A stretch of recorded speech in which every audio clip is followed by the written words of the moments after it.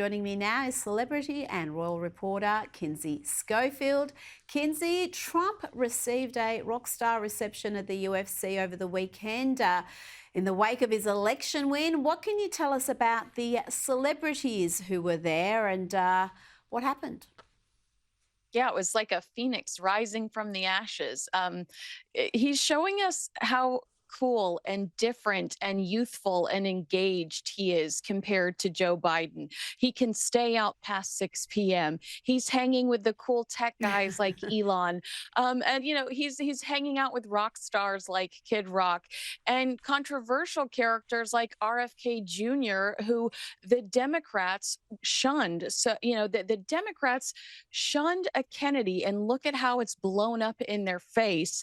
So he's got this cool entourage around him, and it was really fun to see him in that environment and hear the crowd erupt because it just gives you the sense that it's cool to be patriotic again, and it's cool to love your president and to love your country.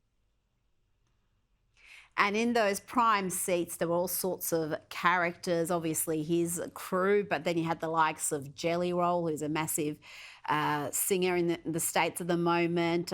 Triple H and Stephanie McMahon were there. There was just a really interesting mix of celebrities and high-profile people there. And someone who wasn't there but who's been spending a little bit of time with Donald Trump is Sylvester Stallone, the famous actor, Rocky Rambo. And he had this to say about President-elect Donald Trump. We are in the presence of a really mythical character. I love mythology. And this individual does not exist on this planet. Nobody in the world could have pulled off what he pulled off, so I'm in awe. And I'll just say this, and I mean it. When George Washington defended his country, he had no idea that he was going to change the world. Because without him, you can imagine what the world would look like. Guess what? We got the second George Washington. Congratulations.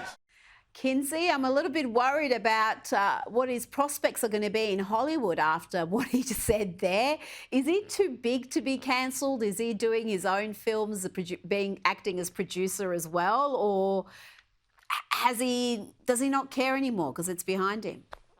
Yeah, I think he doesn't care anymore because he is so self-made and he has created projects for himself like Tulsa King. The season 2 started in September, but on Instagram, he says he's already working on season 3. But I think celebrities and Hollywood are learning a pretty tough lesson from Rachel Zegler. I think they're going to keep their heads down and their mouths shut. She's been so irresponsible with the way she's criticized Trump voters. To the point where Disney has reconsidered, do we just trash this Disney movie that we've spent millions of dollars on?